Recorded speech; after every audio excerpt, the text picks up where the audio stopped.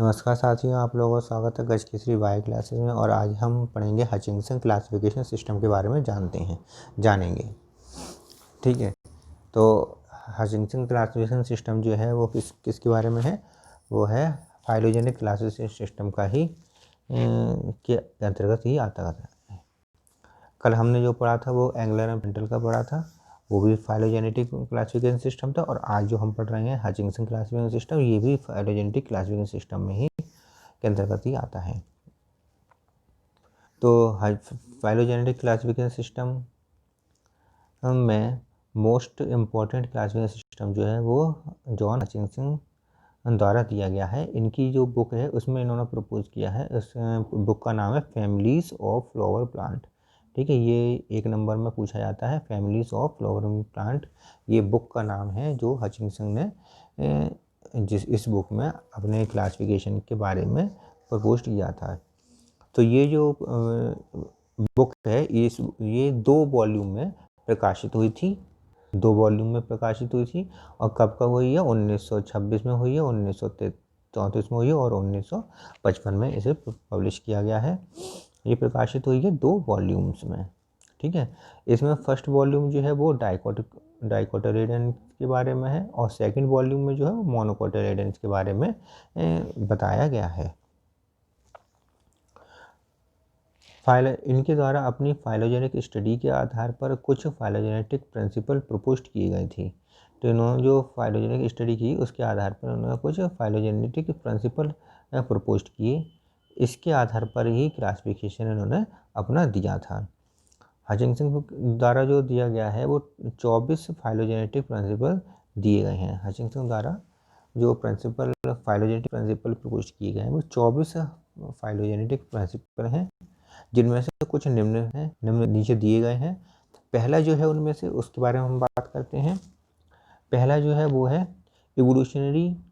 Evolution easy से complex तथा complex से सिंपल बोथ बेस में हुआ है। अर्थात जो है जो एवोल्यूशन हुआ है प्लांट में वो इजी से कॉम्प्लेक्स की तरफ, सिंपल से कॉम्प्लेक्स की तरफ और कॉम्प्लेक्स से सिंपल की तरफ, अर्थात दोनों तरीके से हुआ है। जलीय पौधों का विकास टेरेस्ट्रियल प्लांट से हुआ है। जो जलीय पौधे हैं, जल के अंदर जो पौधे उगे हैं, उनका जो विकास हुआ है वो भूमि पर स्थित टेरेस्ट्रियल प्लांट से ही उन प्लांट्स का विकास हुआ है। तीसरा है ट्रीज एंड श्रब्स की कंपैरिजन में ट्रीज मॉडर्न प्लांट्स होते हैं। ट्रीज को देख लें और श्रब्स को देख लें। ट्रीज कैसे होते हैं? वुडी होते हैं। श्रब्स कैसे होते हैं? जो नॉन वुडी होते हैं। तो इनमें जो श्रब्स जो हैं वो कैसे हैं? प्रिमिटिव हैं। और ट्रीज जो हैं वो कैसे हैं? मॉडर्न प्लांट हैं, मतलब विकसित प्लांट हैं। डाइकोट के कंपेयर में मोनोकोट मोस्टली तो मॉडर्न प्लांट होते हैं। ठीक है, तो डाइकोट के कंपेयर में मोनोकोट कैसे होते हैं? मॉडर्न प्लांट होते हैं। ये ठीक भी है, सही भी है। और पहले भी हमने क्लासिफिकेशन में लिखा है कि मोनोकोट को मॉडर्न माना गया है। डाइकोट से मोनोकोट की ज़्यादा विकसित हैं। ठीक है, इसमें 5वां क्या दिया है कि इसमें लिखा हुआ है कि यूनिसेलुलर फ्लावर की कंपेयर में हर्माफ्रोडाइट फ्लावर मोस्टली प्रिमिटिव माने गए। तो जो हर्माफ्रोडाइट फ्लावर हैं वो कैसे हैं? मोस्ट प्रिमिटिव हैं। और यूनिसेक्सुअल फ्लावर जो हैं वो कैसे हैं? मॉडर्न हैं, अर्थात विकसित हैं। इस तरह से इन्होंने माना है। इसके बाद छठा देखते हैं। छठा में क्या लिखा हुआ है कि सिंपल लीव्स की compare compound leaves mostly developed होती है। तो कंपाउंड लीव तो आप जानते हैं कैसे होती है कि एक ही रैकिस पर कई लीफलेट्स होती हैं, वो कंपाउंड लीव कहलाती है। सिंपल लीव क्या होती है? इसमें एक मिडरिब होती है और एक ही पूरी लीफ जो होती है वो एक ही होती है। ठीक है, और जब कंपाउंड में क्या है, मिडरिब किसमें बदल जाती है? रैकिस में बदल जाती है। उस पर कई सारी लीफलेट्स होती हैं। तो जो सिंपल लीव्स की कंपेयर में कंपाउंड लीव्स कैसी है? मोस्टली डेवलप्ड है। कंपाउंड लीव ज़्यादा डेवलप्ड है। पेरिनियल प्लांट्स की कंपेयर में एनुअल प्लांट्स मोस्ट डेवलप्ड होते हैं। ठीक है, तो पेरिनियल प्लांट कैसे होते हैं? प्रिमिटिव होते हैं। और एनुअल प्लांट्स कैसे होते हैं? डेवलप्ड होते हैं। हचिंसन द्वारा इन फाइलोजेनेटिक प्रिंसिपल्स के बेस पर एंजियोस्पर्म के लिए अपना क्लासिफिकेशन सिस्टम प्रपोज किया गया है।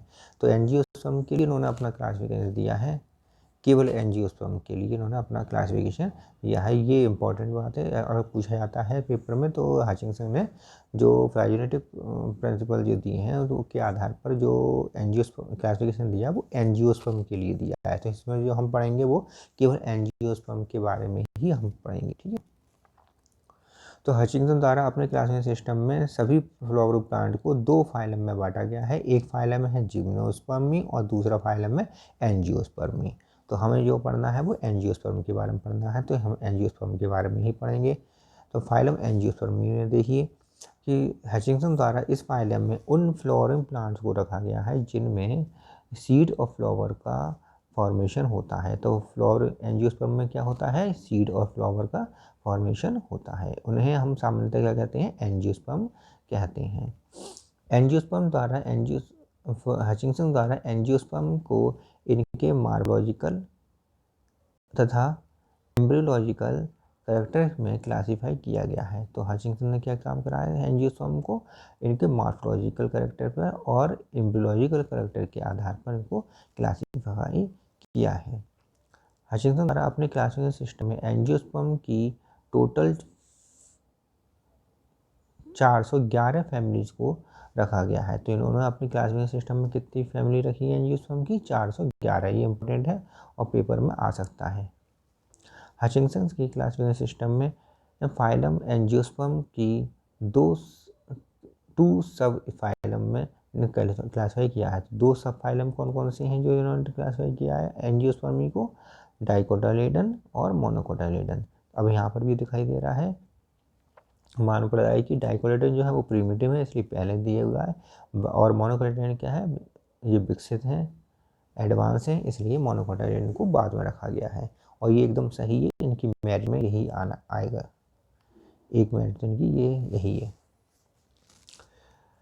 सब फाइलम डाइकोटाइलिडन में देख लीजिए, अब क्या दिया हुआ है कि हचिंसन द्वारा इस सब फाइलम में उन एंजियोस्पर्म को रखा गया है जिनके एम्ब्रियो में दो कोटाइलिडन, कितने कोटाइलिडन, दो कोटाइलिडन तथा लीव्स में रेटिकुलेट वेनेशन। तो डाइकोट इसमें क्या होता है, रेटिकुलेट वेनेशन होता है।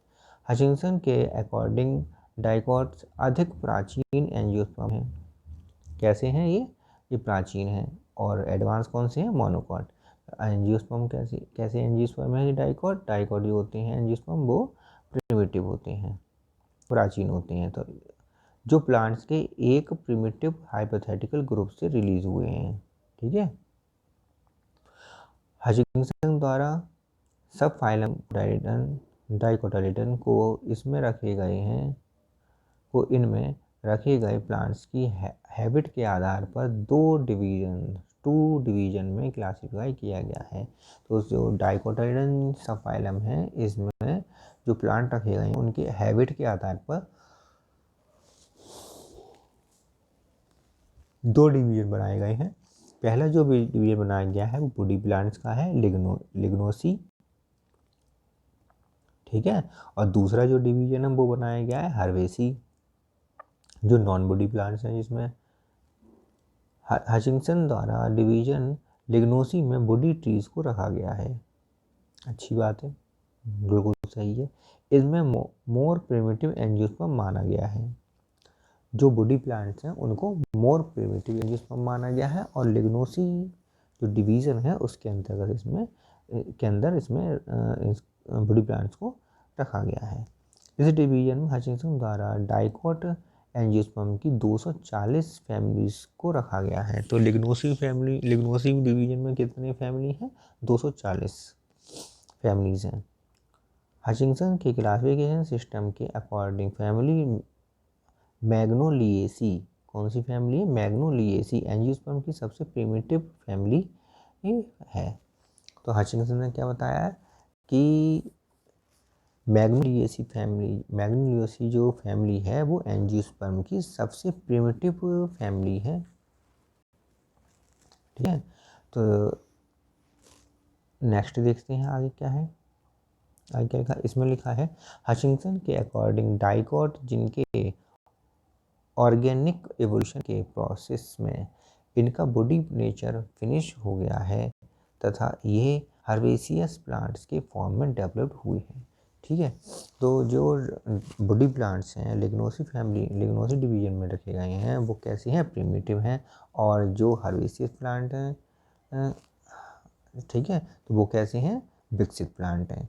तो हर्बेसियस का प्लांट का भी जो डेवलपमेंट वो किससे हुआ है, बॉडी प्लांट से हुआ है। तो बॉडी प्लांट जो थे उनका बॉडी नेचर जो है वो फिनिश हो गया, तो जिसके कारण हर्बेसियस प्लांट का उद्भव हुआ, उनका डेवलपमेंट हुआ।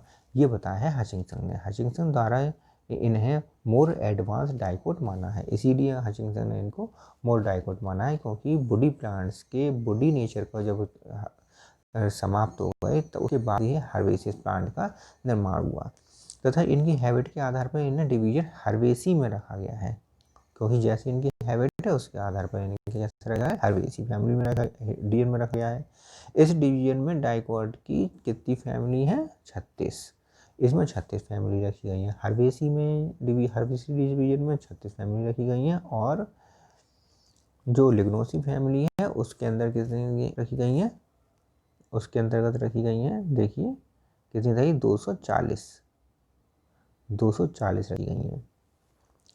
ठीक है, तो यहाँ तक कि डाइकोट के बारे में समझ में आ गया। अब इसके बाद समझते हैं हम सब फाइलम मोनोकोटाइडन। तो सब फाइलम मोनोकोटाइडन में क्या दिया हुआ है कि हचिंसन द्वारा अपने क्लासिफिकेशन सिस्टम में उन एंजियोस्पर्म को इस सब फाइलम में रखा गया है जिनके एम्ब्रियो में एक कोटाइलेडन पाया जाता है।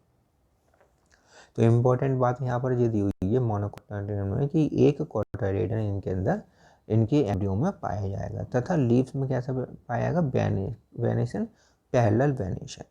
तो लीफ में पाया जाएगा पैरेलल वेनेशन। एंजियोस्पर्म को मोनोकॉट कहते हैं। इन एंजियोस्पर्म को मोनोकॉट्स कहते हैं।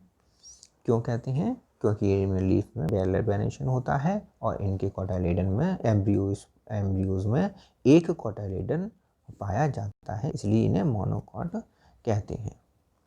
हचिंसन के मत के अनुसार यह प्लांट्स डाइकोट से डेवलप हुए हैं। किससे डेवलप हुए हैं, डाइकोट से। इसलिए डाइकोट कैसे हो गए, प्रिमिटिव, और मोनोकॉट्स कैसे हो गए, एडवांस।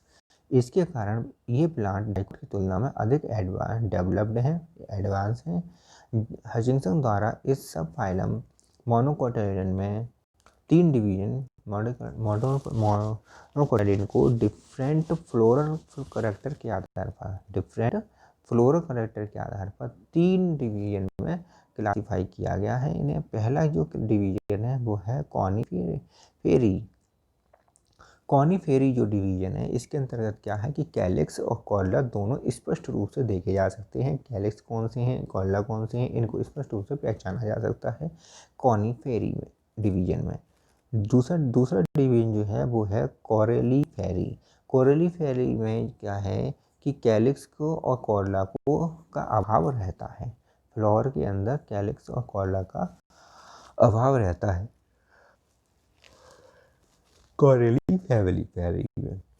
तीसरा जो डिवीजन है वो है ग्लूमी फ्लोरी। ग्लूमी फ्लोरी जो है इसमें फ्लावर के आधार पर ग्लूम या तराजू के रूप में वृक्ष के प्रेजेंस होती है। तो तराजू के रूप में जो वृक्ष पाए जाते हैं इसमें, या ग्लूम्स पाए जाते हैं इसमें फ्लावर के आधार पर, इसलिए ग्लूमी फ्लोरी डिवीजन के अंतर्गत रखा गया है। तो तीनों डिवीजन समझ में आ जाते हैं। कॉनिफ्लोरी कौन सा है, जिसमें कैलिक्स और कॉर्ला दोनों पाए जाते हैं। फ्लोरीफेरी कौन सा है, जिसमें ना कैलिक्स और ना कॉर्ला होता है। और ग्लूमी फ्लोरी है जिसमें ग्लूम्स पाए जाते हैं। इसके बाद हम आगे देखते हैं क्या लिखा है कि हचिंसन द्वारा फैमिली ग्रैमी को सब फाइलम मोनोकोटाइलेडन के एंड में रखा गया है तथा इसके अकॉर्डिंग एंजियोस्पर्म की मोस्ट एडवांस फैमिली होती है ग्रैमनी। तो ग्रैमनी जो फैमिली है वो मोस्ट एडवांस वो मानी जाएगी, क्योंकि इसे सबसे अंत में रखा गया, सबसे आखिर में मोनोकोटाइलेडन के रखा गया है। एंजियोस्पर्म की सबसे एडवांस फैमिली हुई ग्रैमनी। इसके बाद अब हम देखते हैं फेनिरोगैमिया अर्थात जो फ्लावर, जिनके ऐसे प्लांट जिनके अंदर फ्लावर का निर्माण होता है उन्हें फेनिरोगैमिया कहते हैं। इनके दो फाइलम होते हैं, एक तो जिम्नोस्पर्मी और एंजियोस्पर्मी। लेकिन हमें हचिंसन प्लांट्स जो क्लासिफिकेशन सिस्टम है इसमें एंजियोस्पर्म के बारे में इन्होंने बताया है, इसलिए हम एंजियोस्पर्मी के बारे में ही इसमें देखेंगे। क्या लिखा है कि ये इसमें दो सब फाइलम पाए जाते हैं। पहला जो फाइलम जो है वो डाइकोटाइलिडन है, दूसरा है मोनोकोटाइलिडन। डाइकोटाइलिडन प्रिमिटिव टाइप का है, मोनोकोटाइलिडन एडवांस टाइप का है। डाइकोटाइलिडन में दो कोटाइलिडन होते हैं, डाइकोटाइलिडन इसमें दो कोटाइलिडन होते हैं और रेटिकुलेट वेनेशन होता है। जबकि मोनोकोटाइलिडन में एक मोनोकोटाइलिडन होता है और पैरेलल वेनेशन, लीफ के अंदर पैरेलल वेनेशन पाया जाता है। डाइकोटाइलिडन को में दो डिवीजन पाए जाते हैं, दो डिवीजन में बांटा गया है, एक लिग्नोसी और एक हर्वेसी। लिग्नोसी में बॉडी प्लांट्स को रखा गया है और हर्वेसी में नॉन बॉडी प्लांट्स को रखा गया है। डिवीजन जो है मोनोकोटाइलिडन में 3 डिवीजन है और इसमें जो पहला डिवीजन है वो कॉलिसिफेरी है। कॉलिसिफेरी में क्या है, कैलिक्स और कॉर्डा दोनों पाए जाते हैं। कोरोलीफेरी जो है इसके अंदर ना कैलिक्स है ना कॉर्डिक्स, तो दोनों कैलिक्स ना कॉर्डा दोनों में से कुछ नहीं पाया जाता है फ्लावर के अंदर। और ग्लूमीफेरी जो है, ग्लूमीफेरी जो है इसके में क्या होता है कि ग्लूम पाया जाता है, फ्लावर के बेस पर ग्लूम पाया जाता है, ग्लूम जैसे ब्रिक्स पाए जाते हैं। ठीक है, इसके बाद आता है मेरिट्स एंड डिमेरिट्स। मेरिट्स के बारे में हम समझ लेते हैं थोड़ा कि मेरिट्स में क्या दिया हुआ है। तो मेरिट्स में पहली जो मेरिट है उसमें देखते हैं क्या लिखा हुआ है कि हचिंसन का क्लासिफिकेशन सिस्टम कुछ मेन फाइलोजेनेटिक प्रिंसिपल पर बेस्ड है, अतः ये अत्यधिक विश्वसनीय क्लासिफिकेशन सिस्टम माना जाता है। तो इनका जो क्लासिफिकेशन सिस्टम जो है वो कुछ मेन फाइलोजेनेटिक प्रिंसिपल पर आधारित है, इसलिए हम इसे क्लासिफिकेशन सिस्टम को विश्वसनीय क्लासिफिकेशन सिस्टम मान सकते हैं। ये इनकी पहली मेरिट है और बहुत अच्छी मेरिट है। ठीक है, इस दूसरी मेरिट में देखिए, इस क्लासिफिकेशन सिस्टम में ऑर्डर व फैमिली का प्लेस फाइलोजेनी पर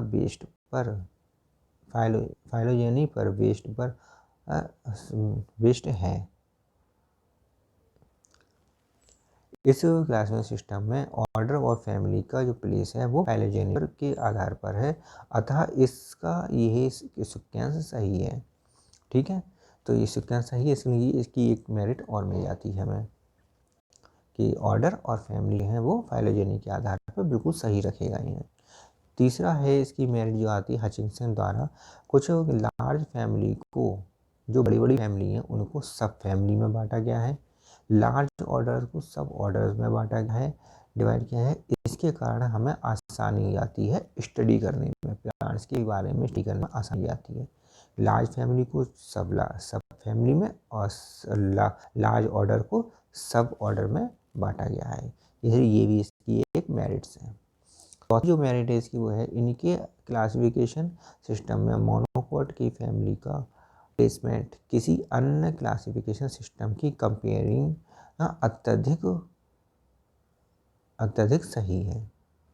ठीक है, तो इसमें क्या है, मोनोकोट की फैमिली का जो प्लेसमेंट है वह किसी अन्य क्लासिफिकेशन सिस्टम, मतलब दूसरे जो क्लासिफिकेशन हमने पढ़े थे उन क्लासिफिकेशन के सिस्टम के आधार को देखे तो इसमें मोनोकोट की फैमिली का जो प्लेसमेंट है वो बहुत अधिक सही है, इसलिए इसका एक मेरिट ये भी मिल जाती है। तो कुल मिलाकर 4 मेरिट इसमें लिखी है। ये आपको इम्पोर्टेंट मेरिट से मेरिट पूछता है तो मेरिट आपको इसमें से ये चारों मेरिट लिखनी पड़ेंगी। इसके बाद आता है डिमेरिट्स। 4 डिमेरिट्स भी हैं इसमें। पहली जो डिमेरिट्स है वो है हचिंसन द्वारा अपने क्लासिफिकेशन सिस्टम में डाइकॉट को इनके बॉडी व हर्बेसियस हैबिट के बेस पर 2 डिवीजन में डिवाइड किया जाना सही नहीं है। तो ये इनका हचिंसन द्वारा जो क्लासिफिकेशन सिस्टम है इसमें डाइकॉट को बॉडी और हर्बेसियस प्लांट हैबिट के आधार पर, बॉडी है कौन सा हर्बेसियस है इसके आधार पर 2 डिवीजन में डिवाइड किया जाना ये सही नहीं है, इनको तो एक में ही रख देना चाहिए था। तथा ये इनके क्लासिफिकेशन सिस्टम के मेजर डिमेरिट्स हैं। इस कारण क्या है, ये क्या है, क्लासिफिकेशन सिस्टम की मेजर डिमेरिट्स मानी गई हैं। क्योंकि वुडी प्लांट्स और हर्बेसियस प्लांट्स को एक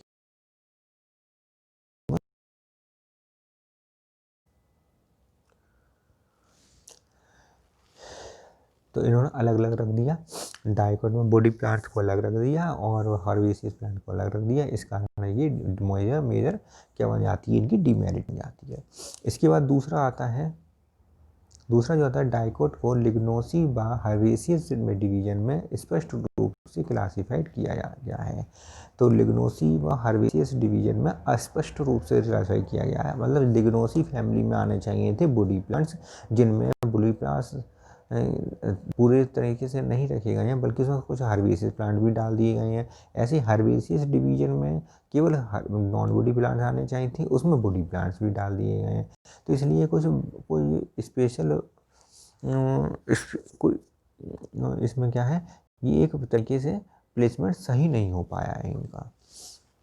ठीक है, लिग्नोसी फैमिली और हर्बेसियस डिवीजन में ये सही तरीके से सही नहीं है कि लिग्नोसी डिवीजन में आपने कुछ हर्बेसियस प्लांट डाल दिए और हर्बेसियस डिवीजन में कुछ बॉडी प्लांट डाल दिए, तो जिस कारण क्या है, इसमें कंफ्यूजन हो गया। इसलिए ये बन जाती है एक दूसरी मेजर डिमेरिट इनकी बन जाती है। इसके आता है हचिंसन ने अपने क्लासिफिकेशन सिस्टम में कुछ मेरिट्स को बिना किसी स्पेशल रीजन के, कोई स्पेशल रीजन नहीं है उसके बाद भी कुछ फैमिलीज को क्या करा है इन्होंने, अपने प्लेस से हटाकर, मतलब जहाँ इन्हें रखना चाहिए उस जगह से वहाँ हटा दिया गया है और किसी दूसरे स्थान पर रख दिया गया है, जिस कारण ये क्या बन जाती है, क्लासिफिकेशन मेजर डिमेरिट्स एक बन जाती है। कुछ फैमिली ऐसी हैं इनके क्लासिफिकेशन सिस्टम में जिनको इन्होंने अपने सही स्थान से इन्होंने हटाकर दूसरी जगह रख दिया, यही इनकी एक डिमेरिट बन गई है। चौथी जो डिमेरिट है वो आती है, इनका क्लासिफिकेशन सिस्टम अधिक प्रैक्टिकल नहीं है। मतलब प्रैक्टिकल से मतलब क्या है, हम अगर फील्ड में इसको या क्लासिफिकेशन सिस्टम के अनुसार फील्ड में अगर कोई वर्क करें तो वो हम नहीं कर सकते। जैसे कि इनके कारण क्या है कि हर्बेरियम और बॉटनिकल गार्डन में अरेंजमेंट सही तरीके से हम नहीं कर सकते। बॉटनिकल गार्डन में और हर्बेरियम में सही तरीके से अरेंजमेंट नहीं कर सकते, इसलिए ये प्रैक्टिकल नहीं है। ये भी एक इनका एक मेजर डीमेरिट बन जाती है। तो इनकी जो डीमेरिट्स हैं वो 4 डीमेरिट्स हैं, जिनके कारण ये इसमें कुछ ना कुछ खामियां रही हैं। और जो मेरिट्स हैं ये इनकी 4 हैं, ये भी ये सही है। तो इस प्रकार आप देखते हैं कि हचिंसन जो क्लासिफिकेशन सिस्टम है ये है। इम्पोर्टेंट बात क्या रही इसमें, फैमिलीज ऑफ फ्लावरिंग प्लांट्स, ये इनकी बुक है, 2 वॉल्यूम में रखी गई है। ठीक है, और क्या बात है, इनके कुछ प्रिंसिपल हैं, ये प्रिंसिपल इम्पोर्टेंट है। इसके बाद आता है प्रिंसिपल इम्पोर्टेंट कि इनकी क्लासिफिकेशन जो आर्टिकल ने वो क्या है, एंजियोस्पर्मी के बारे में इन्होंने दिया गया है। एंजियोस्पर्मी में इन्होंने 2 भागों में सब फाइलम बांटेंगे, डाइकोट और मोनोकोटाइलेडन, 2 में भागे गए हैं। दूसरी बात इम्पोर्टेंट जो स्टार बनाकर मैंने लिखा है, इसमें क्या है कि इसमें 4 से 11 फैमिलीज को टोटल फैमिलीज को रखा गया है। और इम्पोर्टेंट बात क्या है कि जो डाइकोटाइलेडन है ये कैसी हैं, प्रिमिटिव है। डिवीजन इनके 2 हैं, लिग्नोसी और हर्बेसियस। लिग्नोसी में वुडी प्लांट्स को रखा गया, हर्बेसियस को नॉन वुडी प्लांट्स को रखा गया है। टोटल फैमिली जो है 240 टोटल फैमिली है इनकी। हर्बेसियस प्लांट में क्या है, जो एडवांस प्लांट है इसके अंदर नॉन वुडी प्लांट्स को रखा गया है और इसमें जो फैमिली है वो 36 फैमिली है। मोनोकोटाइलेडन जो है वो डाइकोट से ज़्यादा एडवांस है, इसमें पैरेलल वेनेशन होता है लीव्स में और एक कोटाइलेडन पाया जाता है। और इनके अनुसार क्या होता है कि इनका जो डिवीजन है वो कितने 3 डिवीजन है, कॉनिफेरेसी, कोरलीफेरी और ग्लूमीफेरी। मेरिट्स में देख लें, मेरिट्स जो हैं वो आपने बताई दी हमने आपको कि जो मेन फाइलोजेनेटिक प्रिंसिपल पर आधारित है ऑर्डर फैमिली को प्लेस फाइलोजेनी के आधार पर ऑर्डर और फैमिली रखी गई हैं। बड़ी जो फैमिली है, लार्ज फैमिली है, उनको सब फैमिली में बांट दिया गया है। लार्ज ऑर्डर जो उन्हें सब ऑर्डर में बांट दिया गया है। मोनोकॉट को इन्होंने एडवांस बताया दिया है, बिल्कुल सही है। डिमेरिट्स भी आप देख लीजिए एक बार फिर से कि इसमें क्या है कि डाइकोट को इनकी वुडी और हर्बेसियस प्लांट के आधार पर वुडी में बांटा जाना सही नहीं है। ठीक है, इनकी डिमेरिट हो गई। लिग्नोसी हर्बेसियस रख दिए गए, हर्बेसियस में थोड़े से लिग्नोसी डाल दिए, मतलब वुडी प्लांट डाल दिए गए, ये गड़बड़ कर दी उन्होंने यहाँ पर। कुछ बगैर रीजन के ही जो कुछ फैमिलीज ऐसी हैं जिनके बगैर बिना स्पेशल रीजन बताई ही अपने सही स्थान से हटाकर दूसरी जगह पटक दिया है, ये भी गलत है यहाँ पर। इसके अलावा जो प्रैक्टिकल में अधिक प्रैक्टिकल क्लासिफिकेशन सिस्टम अधिक प्रैक्टिकल नहीं है, और ना हर्बेरियम में इसका यूज़ हो पाता है, ना बॉटनिकल गार्डन में यूज़ हो पाता है, ये और गड़बड़ कर ली इन्होंने अपनी। तो ये मिलाकर ये हमारा काफ़ी कुछ सही रहा कि आज हमने हचिंसन क्लासिफिकेशन सिस्टम को समझ लिया। तो आपको मेरे ये वीडियो समझ में आई तो लाइक करिए, शेयर करिए और अपने साथियों के साथ शेयर करिए, और पहली बार मेरे चैनल पर आए तो इसे सब्सक्राइब जरूर कर लीजिए।